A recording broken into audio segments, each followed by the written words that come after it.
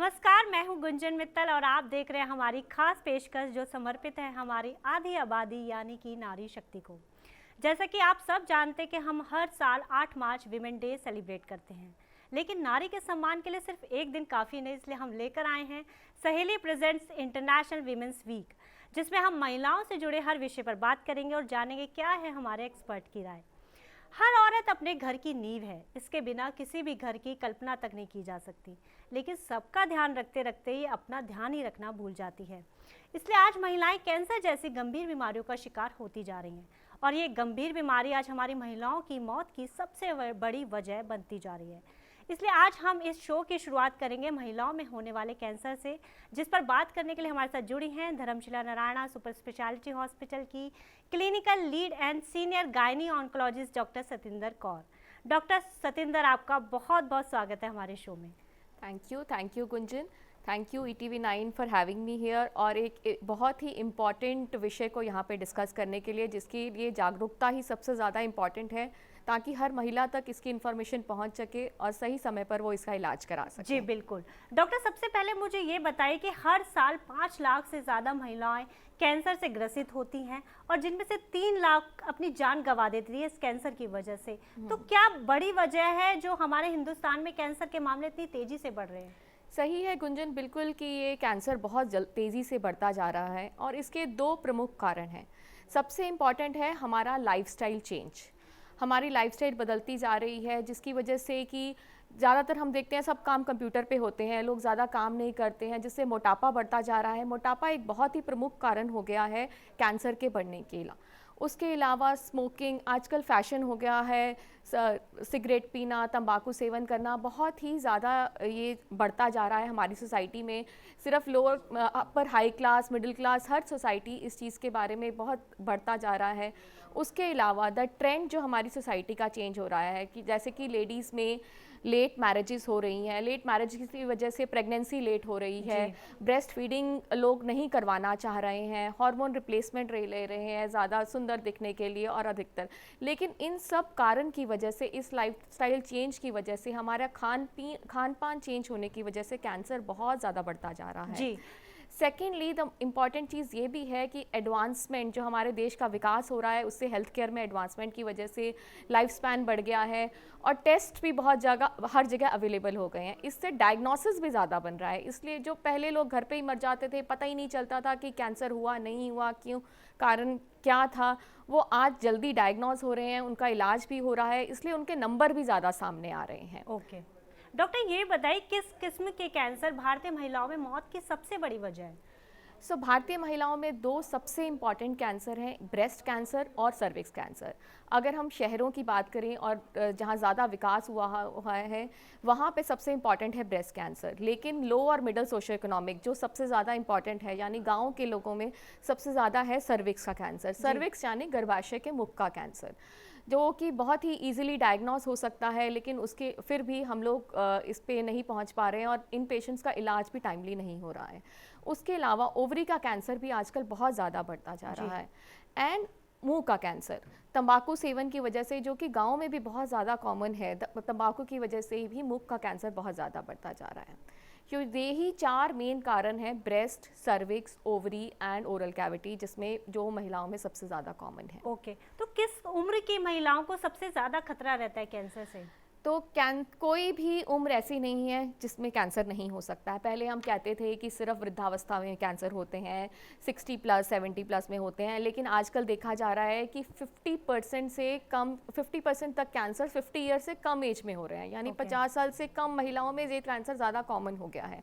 और उसका most important कारण हमारा लाइफस्टाइल ही है, जिसका हम ध्यान नहीं दे पा रहे हैं कि यंग एज में भी, इतनी कम उम्र में भी आजकल 20, 25, 30, कोई उम्र ऐसी नहीं है जिसमें कैंसर नहीं हो सकता। ओके, तो डॉक्टर सत्येंद्र, ये भी बताइए तो किस तरह के सिम्टम्स पर हमें ध्यान देने की ज़रूरत है, किस तरह के सिम्टम्स दिखाई देते हैं अगर किसी कैंसर की शुरुआत होती है? तो सबसे इम्पॉर्टेंट यही है कि हम लोगों को कैंसर के सिम्टम्स के बारे में जानकारी नहीं है।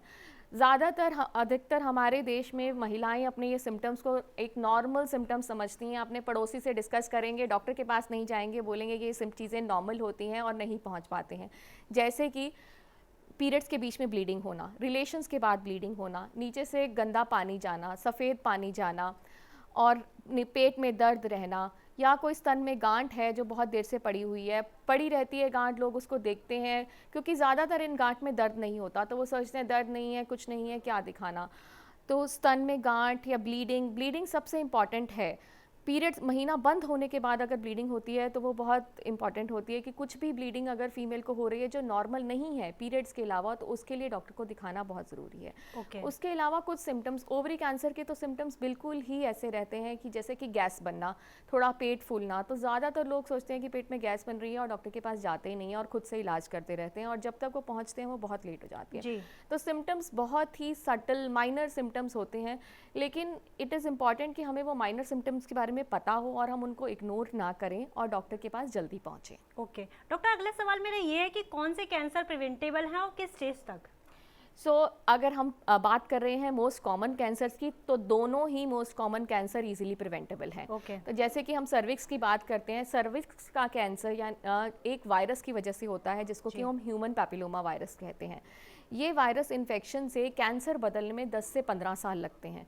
तो अगर कोई भी वुमेन इन 10 से 15 साल में अपनी जांच करवा लेती है, जिसको कि एक सिंपल जांच होती है, पैप्समियर की जांच होती है, जो कि वैसे हर महिला को 21 साल के बाद हर 3 साल में एक बार करानी चाहिए। उस और बिना सिम्टम्स के करानी चाहिए। सिम्टम्स तो तब आते हैं जब कैंसर बन जाता है, जबकि हम इस कैंसर को कैंसर बनने से पहले की स्टेज में, यानी कि हम प्री कैंसर की स्टेज में पकड़ सकते हैं और उसका साथ के साथ ट्रीटमेंट करा सकते हैं। उसके अलावा इस कैंसर के लिए वैक्सीन भी अवेलेबल है जो कि बच्चों को लगती है। 9 साल से शुरू हो जाती है इस कैंसर की वैक्सीन। अगर हम ये वैक्सीन लेते हैं तो भी हम इस कैंसर से बच सकते हैं। दूसरा मोस्ट इंपॉर्टेंट जो हमने डिस्कस किया वो है ब्रेस्ट कैंसर। तो ब्रेस्ट कैंसर में भी अगर हम अपने सिम्टम्स को देखते रहते हैं और अपना सेल्फ ब्रेस्ट एग्जामिनेशन करते हैं और मैमोग्राफी करते हैं, तो इस कैंसर को हम बहुत ही अर्ली स्टेज पे डिटेक्ट कर सकते हैं और उसका साथ के साथ इलाज हो सकता है।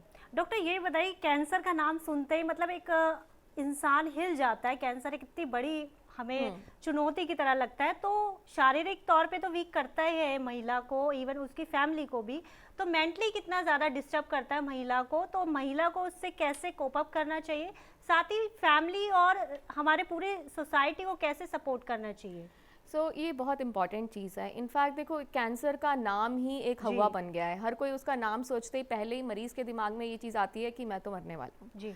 और रिलेशन, आधे से ज़्यादा रिश्तेदार भी, फैमिली को ये लगता है कि ये तो बचने नहीं वाले हैं, तो क्यों इलाज कराएं ना कराएं, यही सबसे इम्पॉर्टेंट है। लेकिन सबसे पहले उनको ये समझना होगा कि अब इस बीमारी का इलाज है। हर स्टेज पे हम उसका इलाज कर सकते हैं। अगर अर्ली पहली या दूसरी स्टेज पे डायग्नोस होता है तो ज़्यादातर ये कैंसर का 90% सर्वाइवल है कि 90% पेशेंट बिल्कुल ठीक हो जाते हैं। एडवांस स्टेज में भी इसकी ट्रीटमेंट है। सबसे पहले तो समझना बहुत ज़रूरी है। फैमिली सपोर्ट सबसे इम्पॉर्टेंट है, तभी पेशेंट उस चीज़ को झेल पाएगा। ट्रीटमेंट डेफिनेटली में, हर ट्रीटमेंट में थोड़ा पेन और सब रहता है, डिस्कम्फर्ट रहता है, लेकिन अगर फैमिली सपोर्ट है तो सब कर पाएंगे। तो मेरे को ये भी लगता है कि शुरू से ही कैंसर ट्रीटमेंट्स में साइकोलॉजिस्ट इन्वॉल्व होना चाहिए। हॉस्पिटल्स एंड डॉक्टर्स को देखना चाहिए कि पेशेंट को शुरू से ही एक साइकोलॉजिस्ट से बात करवा के रखें ताकि वो अपने मन की बात कह सकें। दूसरा, आजकल पेशेंट सपोर्ट ग्रुप एक बहुत ईज़िली अवेलेबल चीज़ है। ज़्यादातर पेशेंट्स ने अपने सपोर्ट ग्रुप्स बनाए हुए हैं जिसमें कि बाकी पेशेंट जिनको अभी डायग्नोसिस होता है वो उनसे डिस्कस करके उनके एक्सपीरियंस एक मेंटल सपोर्ट ले सकते हैं, which is very important. Doctor ये भी बताइए कि एनुअल हेल्थ चेकअप्स कितने इम्पॉर्टेंट है कैंसर से बचाव के लिए और किस उम्र के बाद करवानी चाहिए? एनुअल हेल्थ चेकअप आइडियली हर किसी को कराना चाहिए once you are an adult. जैसे कि सर्विक्स कैंसर है, उसका चेकअप 21 साल की उम्र के बाद से शुरू हो जाता है। वो पैप्समियर 3 साल में एक बार कराना होता है, और अगर आप HPV वायरस के लिए टेस्ट करा रहे हैं तो आपको 5 साल में एक बार कराना होता है। लेकिन 21 ईयर्स की बाद ही आप उसको कर सकते हैं, आपको कराना चाहिए। सिमिलरली ब्रेस्ट के लिए आपको 40 साल की एज के बाद स्क्रीनिंग करानी होती है। डॉक्टर ये बताइए, कौन सी गलतियां हैं जो हम औरतें कर रही हैं और जिनसे हमें सबक लेना चाहिए ताकि हम इस गंभीर बीमारी से अपना बचाव कर सकें? इंडिया में सबसे बड़ी प्रॉब्लम ये है कि हम लोग एक मेल डोमिनेटिंग सोसाइटी में रहती हैं, तो फीमेल्स को लगता है कि सबसे ज़्यादा प्रायोरिटी उनकी फैमिली है। उनके अपने सिम्टम्स वो जानते हुए भी उसको इग्नोर करते हैं। वो अपने बारे में सोचना ही नहीं चाहती, उनको कोई प्रॉब्लम भी है तो वो उसके बारे में सोचना ही नहीं चाहती क्योंकि हमेशा फैमिली फर्स्ट आती है। बट फीमेल्स को ये चीज़ ध्यान रखनी है कि आप सही हो तभी आप अपनी फैमिली का ध्यान रख सकते हो। अगर आप ही ठीक नहीं रहोगे तो फैमिली का ध्यान जी, कैसे बिल्कुल। रखोगे। तो यही चीज़ है, हम अपने सिम्टम्स को नहीं इग्नोर करें। अगर आपको कुछ भी प्रॉब्लम है तो इमीडिएटली डॉक्टर को दिखाएं, और ये सोच के नहीं डरना है कि कैंसर निकल आएगा। ज़्यादातर महिलाएं डॉक्टर के पास इसलिए नहीं पहुंचती हैं कि ये सिम्टम सुन रहे हैं, ये हो सकता है मुझे कैंसर हो, मैं नहीं जाऊंगी डॉक्टर के पास। लेकिन इसका इलाज है, तो आपको ये चीज़ समझनी होगी कि इस बीमारी का इलाज है। अगर आपको सिम्टम्स हैं तो टाइमली डॉक्टर के पास जाइए और इसका इलाज करवाइए। ओके डॉक्टर, ये बताइए कि सरकार या प्रशासन को महिलाओं के इस कैंसर के प्रति कैसे जागरूक करना चाहिए और किस तरह के कदम उठाने चाहिए? तो सरकार का एक बहुत इम्पॉर्टेंट रोल है इसके अंदर। जैसे कि सबसे पहले तो स्क्रीनिंग, हमारे देश में ये स्क्रीनिंग की फैसिलिटी फ्री अवेलेबल नहीं है, निशुल्क नहीं है, एक पेड होती है, जिसलिए काफ़ी महिलाएं ये टेस्ट नहीं करवा पाती हैं। कुछ ही जगहों पे ये टेस्ट फ्री अवेलेबल है, बाकी सब जगह पे इसकी काफ़ी कॉस्ट है, इसलिए नहीं वो पहुंच पाते हैं। तो सबसे इम्पॉर्टेंट तो स्क्रीनिंग जो है वो फ्री करवानी पड़ेगी। दूसरी बात है वैक्सीनेशन, जो कि कैंसर के लिए वैक्सीन अवेलेबल है, वो उसका रेट थोड़ा प्राइजेस पे सरकार को कंट्रोल करना पड़ेगा। जैसे उन्होंने कोविड के लिए किया है, अगर कोविड की टेस्टिंग अवेलेबल थी तो हर किसी ने कराई, वैसे ही इनफैक्ट मशीन भी सेम है, अगर वही टेस्टिंग सर्वाइकल कैंसर स्क्रीनिंग के लिए यूज़ होगी तो वो भी पेशेंट्स के लिए इजी हो जाएगा, फ्री में अवेलेबल होगा या कम प्राइस पे अवेलेबल होगा, तो पेशेंट्स आराम से, हर कोई आराम से कराएगा।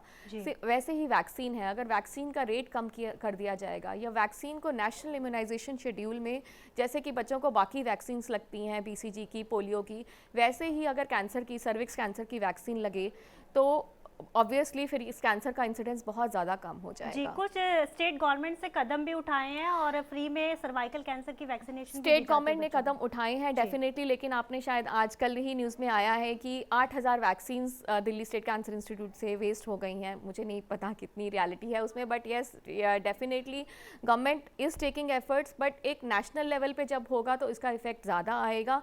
और अवेयरनेस, वैक्सीन गवर्नमेंट ने दे दी, लेकिन अगर वो किसी को लगी ही नहीं, लोगों के पास इतनी अवेयरनेस ही नहीं है कि वो आके उस वैक्सीन को लगवा रहे हैं, गवर्नमेंट की स्कीम का फ़ायदा नहीं उठा पा रहे हैं लोग, तो उसका भी कोई फ़ायदा नहीं है। तो अवेयरनेस भी बहुत इंपॉर्टेंट है, और ऐसे प्रोग्राम डेफिनेटली अवेयरनेस की तरफ एक पहला कदम है। अवेयरनेस होगी तो लोग अपने आप वैक्सीन लगवाएंगे, गवर्नमेंट हेल्प करेगी तो सब कुछ सही हो जाएगा। डॉक्टर, ये बताइए कि कॉस्टिंग भी एक बहुत बड़ी वजह है लोगों में डर की इस कैंसर के खिलाफ, क्योंकि कैंसर का इलाज बहुत महंगा होता है, तो इससे कैसे कोई फैमिली बहुत घबरा जाती है, तो इसके लिए आप क्या कहेंगी? वैसे तो देखो, सभी सरकारी अस्पताल में भी कैंसर का इलाज अवेलेबल है काफ़ी जगह, लेकिन डेफिनेटली बहुत भीड़ होती है तो लोग डरते हैं उस चीज़ के लिए। लेकिन प्राइवेट में भी सरकार ने बहुत सारी सुविधाएं उपलब्ध कराई हैं, जैसे कि PMO रिलीफ फंड है। PMO रिलीफ फंड से पेशेंट्स का पूरा सारा एक्सपेंस जो है वहाँ से रिफ़ंड हो जाता है, पूरा पैसा आ जाता है। उसके अलावा काफ़ी स्कीम्स हैं और NGOs हैं जो इसमें मदद करते हैं। स्पेशली बच्चों के इलाज के लिए तो बहुत सारे NGOs हैं जो इसमें हेल्प करते हैं, जिससे कि हम इजीली इलाज करवा सकते हैं। डॉक्टर, चलते चलते आप हमारे दर्शकों को क्या मैसेज देना चाहेंगी विमेंस डे पे, कि वो अपना ख्याल कैसे रखें? सो लास्ट में मैं यही कहना चाहूँगी कि हमें कैंसर से डरना नहीं है, हमें उसे डराना है। इस बीमारी का इलाज है, हमें इसके सिम्टम्स को जानना है, उनको पता करना है कि ये हमारे सिम्टम्स हैं, और अगर आपको सिम्टम्स हैं तो सही समय पे डॉक्टर के पास जाके उसका इलाज कराना है। आप किसी चीज़ के बारे में सोचिए नहीं, फैमिली सपोर्ट एंड एवरीबडी, सारा देश आपके साथ है, इस चीज़ का इलाज कराएं। बहुत से ऐसे पेशेंट्स हैं जो आपकी हेल्प भी करेंगे, तो इसका इलाज अवेलेबल है, सही समय पे पहुंचना ही हमारे लिए ज़रूरी है। और वैसे भी नारी तो शक्ति है, वो किसी भी चीज़ के खिलाफ लड़ सकती है, बिल्कुल, और अपनी उस जंग को जीत भी सकती है। डॉक्टर, आपका बहुत बहुत शुक्रिया हमारे साथ जुड़ने के लिए और अपना कीमती समय हमें देने के लिए। Thank you so much. Thank you so much. इस शो के माध्यम से हमारी आप सबसे यही अपील है कि आप अपनी सेहत का ध्यान रखिए और अपना रेगुलर हेल्थ चेकअप्स करवाइए, क्योंकि आपके बिना आपका घर नहीं है। हम करते हैं नारी शक्ति को सलाम, इसलिए हम लेकर आए हैं सहेली प्रेजेंट्स इंटरनेशनल वीमेंस वीक। अब हमें दीजिए इजाजत, हम कल फिर हाजिर होंगे इसी कड़ी में एक नए विषय के साथ। तब तक आप अपना ध्यान रखिए और देखते रहिए TV9 डिजिटल।